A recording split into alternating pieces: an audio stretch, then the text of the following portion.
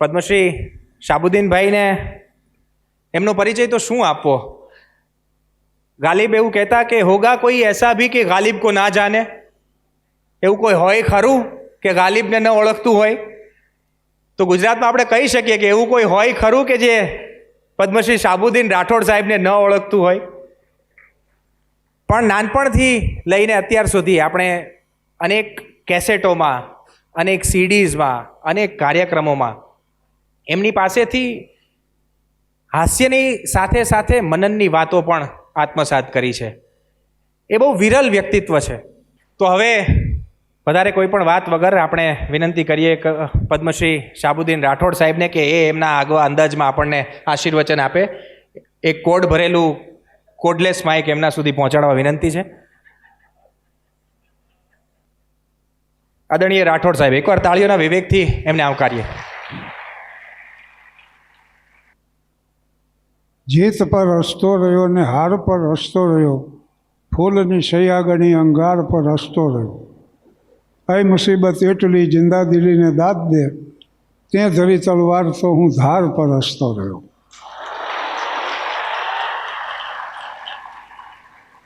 Mike testing માટે બોલું છું.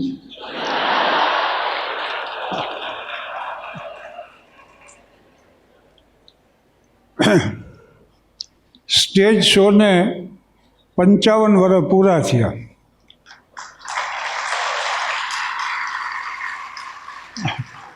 આ 56મું વર્ષ છે અને મેં ઘણું ધ્યાન રાખ્યું તોય 9 ડિસેમ્બરે 88મું શરૂ થયું. બોલો, હવે સ્વાસ્થ્યનું રહસ્ય માણસ પૂછે એટલે હું કહું કે પારકા ઘરે ઉત્તમ પ્રકારના ભોજન કર્યા, ઘરે ડાયટિંગ કર્યું.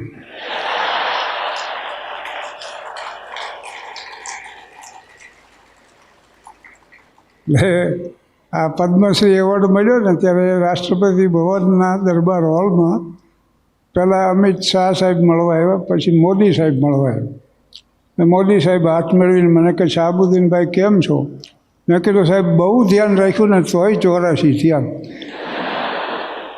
પણ એમણે મને જે કીધું કે તમે આ ગણતરી કરવાનું કેદીથી શરૂ કર્યું? આપણે તો આપણું કામ કરવાનું હોય. સાહેબનું કહેવાનું એ હતું કે કોઈ પણ સંજોગોમાં તમારે તમારું કાર્ય કરવાનું, કાર્યરત રહેવું જીવનમાં. આ કવિ સંમેલન છે, આજે મારો વિષય હાસ્ય છે, પણ હવે મેળ પાડવા હું પ્રયાસ કરું. અમારો તો મજાક કરવું એ જ છે હાસ્યનો હાર. થાનગઢ મારું ગામ છે અને એમાંથી એટલા પાત્રો મળ્યા કે હજી મારે બહારગામ તપાસ નથી કરવી પડે. મારો મિત્ર છે મથુર, એણે વળી આવા કોઈક સમારંભમાં આવવું હોય ને તો પત્નીને પૂછે કે સાંભળ્યો કયો પાટલું પહેરીને જવું? ત્યારે રહોડામાંથી જવાબ આપે કે બીજું પહેરો, મારા બાપુજી અપાયું હોય. મેં કીધું તારે 3 જ પાટલું છે, એમાં એક તે પહેર્યું હોય, એક ધોવામાં હોય, એક જ વાંહે વધે છે. તું પહેરીને હાલતો થતો હતો. મને કે એને એમ થાય ને કે મારા કીધામાં છે.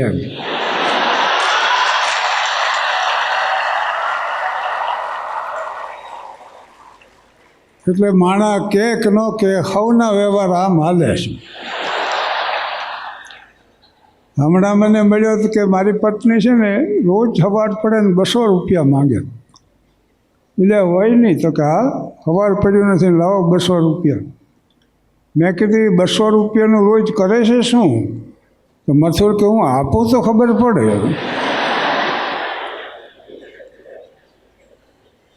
એટલે આ તો એક મેં દાખલો આપ્યો કે આવા પાત્રો અમને ગામમાંથી ઘણા મળ્યા છે. મારો મિત્ર બીજો છે એક વિઠ્ઠલ, એકવાર આવીને અમે મિત્રો બેઠા તો રોવા જ માંડ્યો. શાનો રહે નહીં કોઈ વાંચે, 4 અડધી ઉધાર ચા મંગાવી, પહેલી વિઠ્ઠલને પીવડાવી.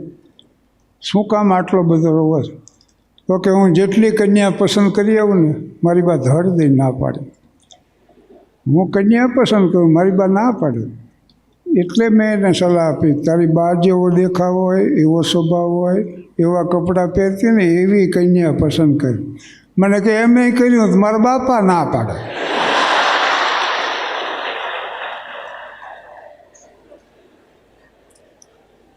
અમારો બીજો મિત્ર છે ધીરજલાલ કાપડિયા, ગુજરાતીનો વિષય લઈને BA પાસ થનારી પહેલો ગ્રેજ્યુએટ. એનું સન્માન કર્યું અને પ્રતિભાવમાં એને એક ભાષણ કર્યું ને એમાં નાટમાં ડંકો દેવી. માણા માતર માંડ્યું વાહ વાહ કરવાનું, માંડ્યા હક પણ ના કાગળ આવો. ધીરજલાલ વળી આમ કાગળ વાંચીને, કન્યા ગ્રેજ્યુએટ છે? બોલા કે ગ્રેજ્યુએટ નથી. તો ગ્રેજ્યુએટ કન્યા વગર મારા સાહિત્યિક વિચારો હું કંઈની પાસે વ્યક્ત કરું? મારી આ ઉર્મિઓની અભિવ્યક્તિ ક્યાં જઈ કરું? મને કોણ સમજશે? આવી વાયડીએ ચડી ગયું. ગ્રેજ્યુએટ કન્યાની તપાસમાં 7 વર્ષ ગયા. પછી ધીરુએ ધોરણ ઘટાડ્યું. હવે ઇન્ટર હોય તો ઇન્ટર ચાલશે, હું ચલાવી લઈશ. તો 4 વર્ષ ઇન્ટરમાં ગયા. પછી જેવું માથે આવી ગયો કે હવે મેટ્રિક પાસ ને કરો તપાસ. મેટ્રિક પાસનો મેળ ન ખાધો. અત્યારે ધીરજલાલને 39મું વર્ષ હાલે અને હવે એમ કહે છે કે કન્યાને અક્ષર જ્ઞાન હું આપીશ.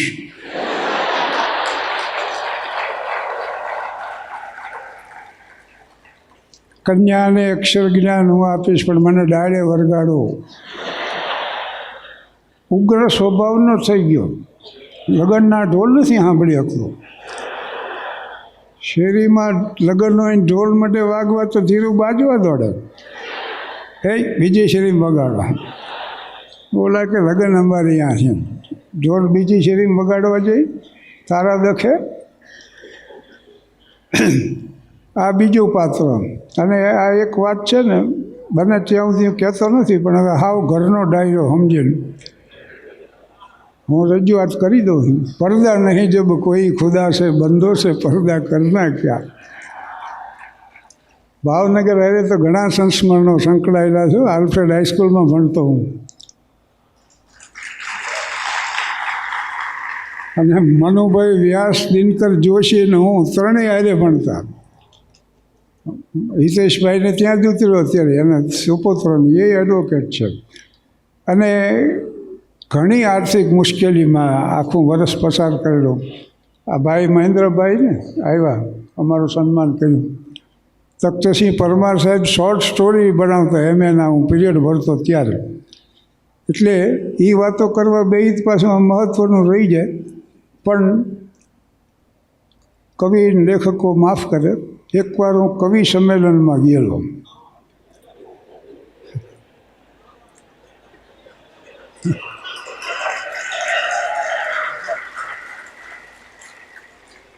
અને એટલે હું તો સાંભળવા ગયો હતો, પણ હું ઓડિયન્સમાં બેઠો હતો ને એમાં સંયોજકે ઊંચીથી જાહેરાત કરી કે શાહબુદ્દીન રાઠોડ અહીં હાજર છે, તો એ પ્રસંગને અનુરૂપ કાંઈ બોલશે. એટલે હું તો ગયો સ્ટેજમાંથી. પછી મેં મજાક કરી. હમણાં ઉત્તરકાશીમાં મોરારી બાપુ અમને 250 સર્જકોને રહી ગયા, કૃષ્ણભાઈ છે આમે. અને અહીંયા મેં આ રજૂઆત કરી હતી. આ લેખકો અને કવિઓ છે ને, પહેલાં તો જોયા બધાને, માપ બારના જબ્બા, વધેલી દાઢીઓ, મોટા વાળ અને આમ સ્વપ્નશીલ આંખો. બસ એક કવિને મેં પૂછ્યું, તમે બહુ સારું લખો છો? તો મને હું લખતો નથી, મારાથી લખાઈ જાય છે.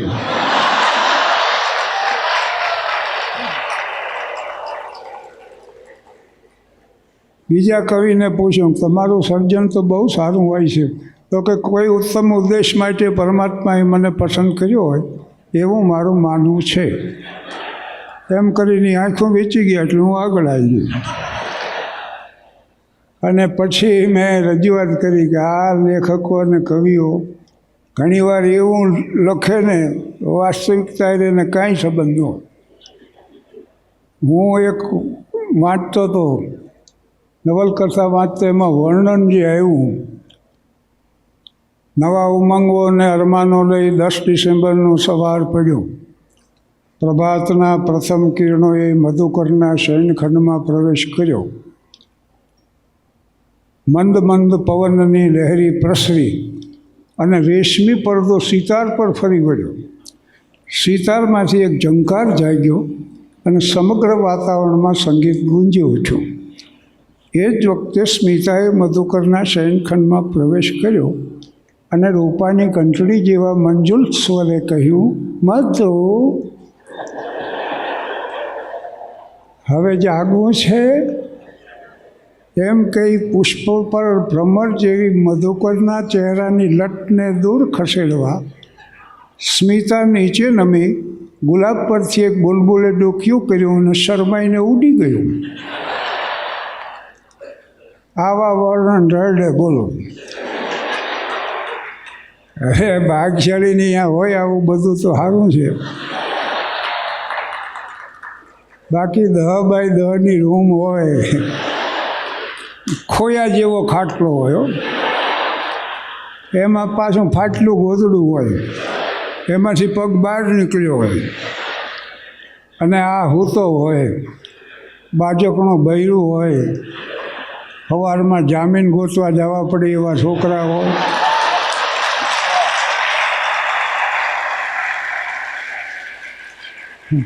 પડું થતું ખોરડું હોય અને આપણને એમ થાય કે આ બુદ્ધને મહાવીરને ભરતુરીને ગોપીચંદ રાજપાટ મૂકીને વયા ગયા અને આ કયા હકનો અહીં હૂતો છે. અને બૈરું પાછું લોંચકું હોય, અકલ મઠા હોય, લોંચકા બહુ હોય. પાંગચેથી ગોદડું પકડીને આખું ખેંચી કાઢે. હવે ઉઠો, ભૂંડ ઘોડે ઘોરો છો તે તમે મને હુવા દે તો તારું શું જાય છે? તમે ઉઠો તો મને કંઈક કામ હુજે. હવે એને એ ખબર ન પડે કે રાતે પ્રોગ્રામ આપીને બહુ મોડા એવા છે કે સાંભળીને મોડા એવા છે. બેયનું રાખો. અને કોઈ બહેનોના અવાજ હશે એવા રૂપાની ઘંટડી જેવા, નકર લોટનો ડબ્બો રહોડામાં કહાતો હોય ને એવો કર્કશ અવાજ હોય ને. અને બુલબુલ ડોકિયા કરે તો ક્યાંક આ રાતના અઠવાડમાંથી કાગડા કણાકણા કરતા હોય. એટલે પણ એ મોટું પ્રદાન છે. ઠીક છે, આ મજાક ખાતર બધું. પરી કટારી ઓરખને ચલી જીવતા મેલો જમાલનો છે આ કાવ્ય. જમાલપુર જેના નામથી વચ્યો ને, પરી કટારી વિરખી તૂટ રહી ઉદ સાલ, મુઆ પીછે જો મિલો જીયત મિલો જમાલ. તો જમાલપુર નામ પડ્યું ને જે અમદાવાદમાં જે વિસ્તારનું, એની આ પંક્તિઓ છે. કટારી વીરની હૃદયમાં ભાંગી જાય અને એમાંથી ટપક ટપક લોહી મંડે ટપકવા. એ જો સ્થાપત્ય દ્વારા વ્યક્ત થાય તો તાજમહાલ જેવી કૃતિ સર્જાય. એ શિલ્પ દ્વારા વ્યક્ત થાય તો પાયેટા, જીસસ ક્રાઇસ્ટના મૃતદેહને લઈને મેરી બેઠી છે એવું શિલ્પ સર્જાય. માઇકેલ એન્જલોનું છે. અને કાવ્ય દ્વારા રજૂ થાય તો આવા કાવ્યો રચાય. લકડી જલી કોયલા ભયા, કોયલા જલા ભાઈ ખાક, મેં અભાગીને એસી જલીને કોયલા ભયાને રાખ. તૂટેલી જોઈને મને પહેલાં એવું સૂચવવામાં આવ્યું કે તમારે 3 કાવ્યો બોલવાના, 3 કાવ્યોનું પઠન કરવાનું. પછી મને એવું જણાવવામાં આવ્યું કે ના, એમ નથી, તમારે થોડુંક બોલવાનું હોય. એટલે પછી મને જે સમય મર્યાદા આપી એમાં આ કાવ્યો વચ્ચે વચ્ચે આવી જાય છે, હું બોલીશ એમાં. પણ તૂટેલી જોઈને પાંખો ગગનની યાદ આવી ગઈ, રહી સોનાના પિંજરમાં ચમનની યાદ આવી ગઈ. બુઢાપાને અરીસામાં શું સાંભળી આવ્યું, ગુલાબી ફૂલ જેવા ગુલબદનની યાદ આવી ગઈ. લિબાસો રેશમી તન પર લદાયેલા હતા, કિંતુ અચાનક એક દિન 2 ગજ કફનની યાદ આવી ગઈ.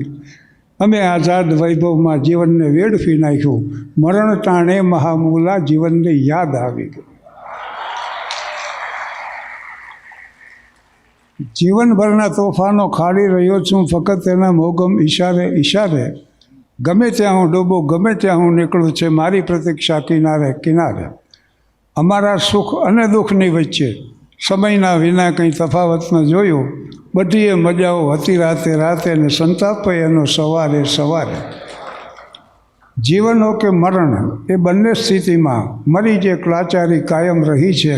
જનાજો જશે તો જશે કાંધે કાંધે, જીવન પણ ગયું છે સહારે સહારે.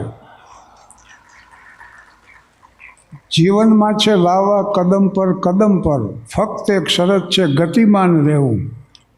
જુદા છે મુસાફિર વિસામે વિસામે, જુદી સગવડો છે ઉતારે ઉતારે. ખૂબ ખૂબસૂરત અણમોલ જિંદગી, વ્યર્થ વહી જાય એનું કાંઈ નહીં. વસ્તુ ખોવાય એની થાય અહીં વેદના, અને વર્ષો ખોવાય એનું કાંઈ નહીં. તો એક પ્રસંગ વચ્ચે કહી દઉં હળવો. મારો ભત્રીજો પ્રેમમાં પડ્યો પણ ઊંધે કાંઠ પડ્યો, અને બધી હુઈ દાઢીને બિખરે હુએ બાલને ફટી ખમીજને આવા જે વર્ણન આવે છે ને વીરઈઓના, એમ બારી પાસે આમનામ બેઠો રહે. બસ આખું ઘર એને સમજાવીને થાક્યું. પછી મને કીધું કે ભાઈ તમે સમજાવો આને કંઈક. એટલે હું ગયો. એ તો બેઠો બેઠો એને ઠપકો આપતો હતો કે કાદવના કટકા કે તો નિર્વિણ નોખા થયા, પણ ફટરે ફટ હિયા સાજણ જાતા સાજારિયા. किसको खबर थी किसको पता था ऐसे भी दिन आएंगे, जीना भी होगा मुश्किल और मरने भी न पाएंगे. हम जैसे बर्बाद दिलों का जीना क्या और मरना क्या, आज तेरी महफिल से उठे कल इस दुनिया से उठ जाएंगे. એટલે હું તો એનું નિરીક્ષણ જ કર્યું મેં. સામે જઈને ઊભો રહ્યો તો એ બોલ્યો કે ऐ समा जरा हटके जल मेरी मजार से, मैं खुद ही जल रहा हूँ दिले बेकरार से. એટલે મેં કીધું હું તને સમજાવવા માટે આવ્યો છું. ધડ શેર વળગાડ્યો.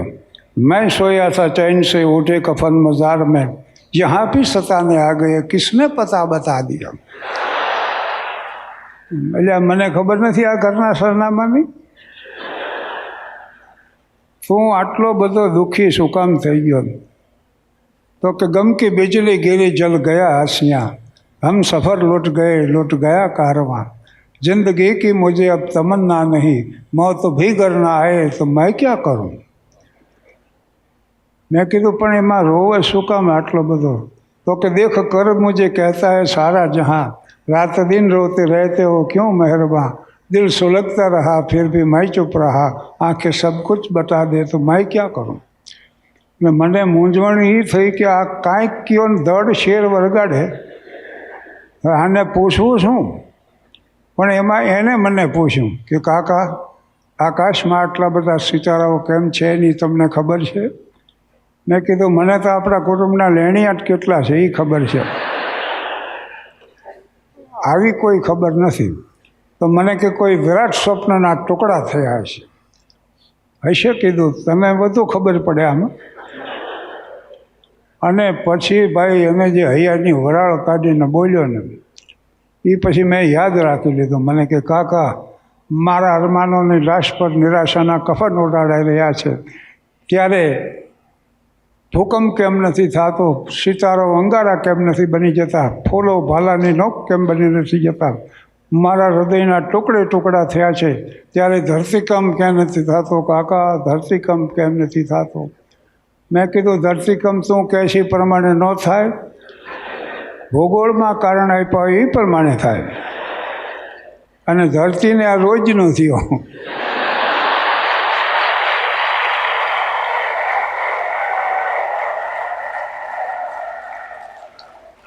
હવે જે વાત હું બને ત્યાં સુધી કહેતો નથી કહી દઉં. થાનગઢ મ્યુનિસિપલ હાઈસ્કૂલમાં 13 વર્ષ હું શિક્ષક રહ્યો. જ્યાં ભણતો ત્યાં સર્વિસ મળી, અને 25 વર્ષ આચાર્ય હતો, અને 38 વર્ષ 4 મહિના શિક્ષણ ક્ષેત્રે પસાર થયા. એની ફલશ્રુતિ એટલી જ કે to educate the children means to love the children. Gurudev Rabindranath Tagore. આ ટાગોરની વાત છે. એ મેં આત્મસાત કરવા પ્રયાસ કર્યો ને. બાકી મેડમ મોન્ટેસરી એમ કહેતા કે બાળકોને સમજાવવા પ્રયાસ ન કરો, સમજવા પ્રયાસ કરો. અને આ બહુ મહત્ત્વની બાબત છે. એટલે આટલો સમય મારો એમાં ગયો. મેં હેડમાસ્ટર થયા પછી લગ્ન કર્યા. તો કન્યા જેવો તો જવું પડે, તો હું ગયેલો. ચા પાણી નાસ્તો એવો ને વડીલો મીડિયા પ્રશ્ન પૂછવાનું, એટલા સારા જવાબ માંડ્યો આપવા. મને એમ કે ઘર બંધાય, મારો કોઈ બદ ઈરાદો નહીં. પણ મારી બધી વાત સાંભળ્યા પછી એવડાવી મને કે વડીલ વાત તમારી મુદ્દાની, પણ હવે મૂર્તિઓ જોયા પછી ખબર પડે. ત્યારે મને ખબર પડી કે મને તો વડીલ સમજે. એટલે આ જુવાનીઓને ગામે ગામ આ વાતો એટલા માટે કહું છું કે પસંદગીના ધોરણ બહુ ઊંચા ન રાખો. આપણી લાયકાત હારે નારી જોતું રહેવું. નકર એસટી સ્ટેશન પહોંચો ને લક્ઝરી બધી ઉપડી જાય અને હાદી હોઠ વહી જાય. તમે તો ભાવનગર જેવા શહેરમાં રહ્યો છો, અમારે અહીંયા ગામડામાં વરરાજો થયો હોય ને એનો બેદી એવો માભો જાળવવામાં આવે. વરરાજા માટે સવારના પોરમાં ગરમા ગરમ ગાંઠિયા, હારે પછી ગરમ જલેબી, ખીચડી ભરીને ચા. વરરાજોએ સમજતો કે આજ તો કોઈ કહેવાનું નથી, ધરવા હેઠ ગાંઠિયા ખાઈ જાય, જલેબી ઉકેલી મૂકે, 3-4 કપ ચા પી જાય, પછી તમાકુવાળું પાન ગલોફે ચડાવી વરરાજા તૈયારી કરે. શેની? જંગલ જવાની. ગામડામાં લેટ્રિન બેટ્રિન ન હોય, પણ વરરાજો જંગલ જાય તો કોટ પહેર્યો હોય, માથે સાફો હોય, સાફામાં પાછી કલગી, બગલમાં આમ તરવારમાં અણવર પડખે લોટો લઈને હાલે.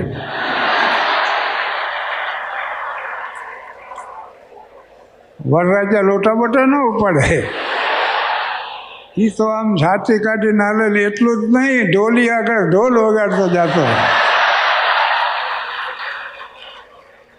ધ્રુજબાંગ ધ્રુજબાંગ ધ્રુજબાંગ, ગામ આખું જોઈ રહે વરરાજા જાય છે.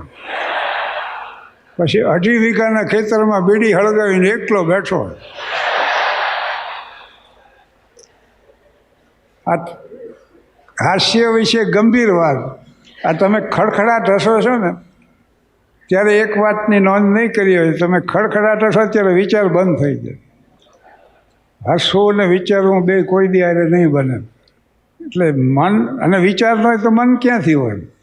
અમનની સ્થિતિ સર્જાય. એટલો સમય નિર્વિચાર ભૂમિકાએ પહોંચી જાય. અને પતંજલિ યોગ દર્શન, યમ નિયમ આસન ધ્યાન ધારણા પ્રાણ સમાધિ ચલો, એના અંતે નિર્વિચાર ભૂમિકાએ આવી જાય.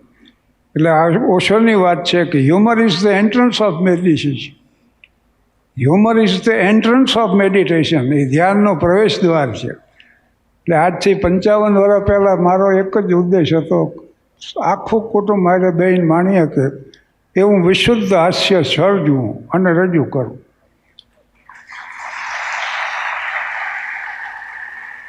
અને હજી એ માણસ સાંભળે છે. જ્યાં સુધી સાંભળે ત્યાં સુધી બોલું, અને માનો કે ન સાંભળે તો સોમાન વેર સ્ટેજથી ઉતરી જાઉં, પણ આ કક્ષાથી નીચે ન જ ઉતરું.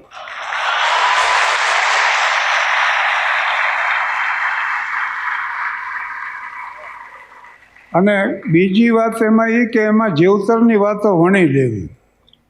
દુનિયાનો પ્રસિદ્ધ સંગીતકાર મોઝાર્ટ, એની પાસે એક યુવાન એવો. મોઝાર્ટને કે મારે મ્યુઝિક કમ્પોઝ કરવું છે. મોઝાર્ટે કીધું તમારી ઉંમર નાની ગણાય. તો ઓલે તરત કીધું કે એમ તો તમે 6 વર્ષની ઉંમરથી મ્યુઝિક કમ્પોઝ કરતા. પણ મોઝાર્ટે એટલો જ કીધું કે યુવાનો કોઈને પૂછવા નહોતો ગયો. હા, તો હું મને પૂછવા આવ્યો ને, હું પૂછવા નહોતો ગયો કોઈને. અને બીજું, જીવનના સત્યોને હળવાશથી રજૂ કરવા. મારો એક મિત્ર કે સારા કામમાં થોડાક પૈસા વાપરવા શું કરવું? મેં કે જેના ઉછીના લીધે એને દઈ દો. સારામાં સારું કામ હોય તો આ છે. અને હાસ્યની સૌથી મોટી પ્રેરણા જો મળી હોય તો ગાંધીજીમાંથી મળી. ગાંધીજીની આ વાત સ્વીકારીને મેં હાસ્યનું મંડાણ કર્યું. કે ગંભીરતા વગરનું હાસ્ય અને હાસ્ય વગરની ગંભીરતા બેય વ્યર્થ છે. એટલે અમારા હાસ્યમાં ગંભીરતા આવે, ગંભીરતામાં હાસ્ય આવે. આ છેલ્લી જ વાત કરું છું. પત્રકારો મને પૂછે છે, તમારું નામ શાહબુદ્દીન અટક રાઠોડ, તો તમારી જાતિ કઈ? એટલે હું કહું નર જાતિ. એમાં ઊંડી વાત એ છે કે મંદિર મસ્જિદ गिरजा घर को बाट लिया भगवान को, रमी आसमां को भी बांटा, मत बांटो इंसान को. तो मजहब नहीं सिखाता आपस में बैर रखना, हिंदी है हम वतन है हिंदुस्तान हमारा. આટલી વાત પૂરતી છે. મહિલા પત્રકાર મને કહે, તમે તમારા પત્નીને ઘરકામમાં મદદ કરો છો? મેં કીધું ના, એ મને મદદ કરે છે.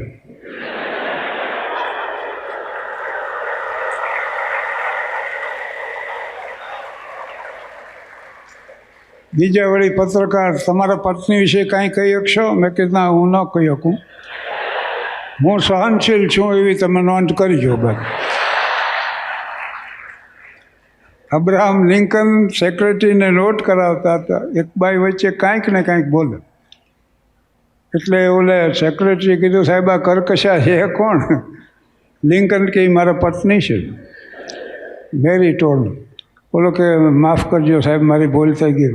લિંકન કે નહીં નહીં, ભૂલ મારી થઈ છે, તમે કેમ માફી માગો?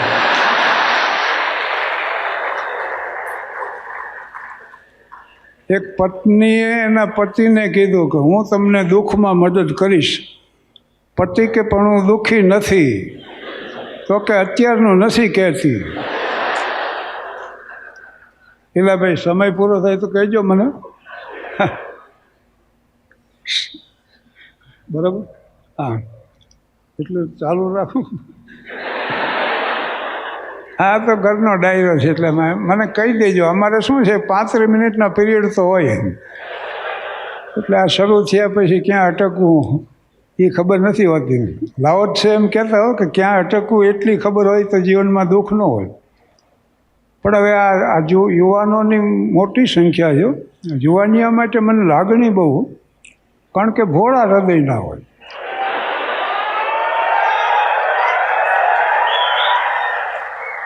જરાક કોક હસીને વાત કરે ને મન મોટું દેખાડે ને, ઘાસ વાય ગાય આલી જાય એમ હાલ્યા થાય. કોકના છોકરા મંડે રમાડવા, કોકના સામાન મંડે ઉપાડવા. બધું ખિસ્સામાં પૈસા ન હોય ને આઈસ્ક્રીમના ઓર્ડર આપીને બેઠા હોય. પણ સમંદરના તરંગો ચાંદનીમાં લીન લાગે છે, પવનની લહેર પણ ઝળકી ઉઠેલી બીન લાગે છે. એ કુદરતો કે માનવ એક સરખો છે અનુભવા, જોવાની હોય છે ત્યારે બધું રંગીન લાગે.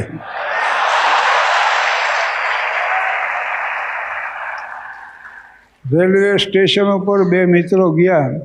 એકની પત્ની જવાની હતી, એકની આવવાની હતી. પણ જેની પત્ની જવાની હતી ગળગળો થઈ ગયો, તમે જાઓ છો મને ગમશે નહીં, ખાલી ઘર ખાવા દોડશે, ખાવાનું ભાવશે નહીં. પત્નીને રેલવે સ્ટેશન ઉપર વિદાય આપવી એ પતિ માટે કપરામાં કપરો કાળ. એનું કારણ શું? એક તો પત્ની જતી હોય એ આનંદને રોકવો, અને ઉપરથી કરુણતાના ભાવ ધારણ કરે. પણ પુરુષો રહ્યા ને જન્મજાત કલાકાર, બધું સમજતા હોય કે ગાડી ઉપડે ત્યાં સુધી કષ્ટી છે, પછી તો એ પ્રભુ ના ખોલે છે. અને આ બહેનો છે ને એમાં 90% ભોળા હોય ને, એને પાછો એ ભ્રમ હોય કે અમારે એ હાવ ભોળા છે. ગાડી ઉપડે ત્યાં સુધી ભલામણ કરે કે બારીમાં ઊભા ઊભા દાઢી કરશો નહીં. આમે કોઈક રહેતું હોય ને, તમને ધ્યાન રહેતું નથી ને રેઝર લાગી જાય છે. અને બીજા ડબ્બે જેના પત્ની આવવાના હતા ઓલો કે બસ આવતા રહ્યા, ન રોક્યા કોઈએ. ગયા હતા ને મોટા ઉપાડે, ઉતરો ઉતરો. બાઈકે પણ ઉતરતા મીડિયા વરસકા ભરવા. પડખેના ડબ્બે જુઓ કેવી હારી હારી વાતો કરે. ઓલો કે એ લોકો જાય છે, અને તમે આવ્યા તો સાજણ ભવની બોલ બોલવણી, તમે ન છોડ્યું ગગન તમારું, અમે અમારી ધરતી, તમે ન જાણી વાત અમારી, અમે તમારું મન, આ નજર નજરની વચ્ચે ઉગ્યા અઘોરી વાવન. રહીને રહી છેવટે વાટ્યો ડાબી જમણી, દાજ્યા ઉપર ડામ બળતરા સ્મરણ સ્મરણમાં બમણી, સાજણ ભવની બોલ બોલવણી. અમારે કાર્યક્રમમાં એવું બનેલું, પતિ પત્ની વચ્ચે ડિવોર્સનો કેસ હાલે અને આમથી પત્ની આવતી, પતિ આમ જતો, એની સીટમાંથી બે ભાઈને ખબર નહીં. અચાનક એનું ધ્યાન ગયું તો એ આમ સંકોચીને હાલ્યો, પણ એને મનમાં થયું કે જાણી બૂજીને અમે અળગા હલ્યા તો એ પાલવ અડ્યાનો મને વેમ છે. સાવરે સફાળા તમે ચમકી ઉઠ્યા ને પછી ઠીક થઈ પૂછું કે કેમ છે.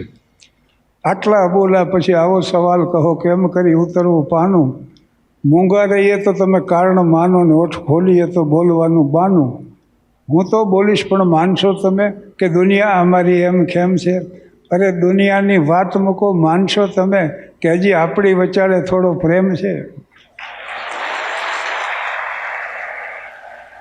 અને આ છેલ્લું પૂરું કરી દો એક કાવ્ય, કહાં તક, એટલે 3 કાવ્યો મારે પઠન કરવાનો હતું, એ પૂરો થઈ જાય છે.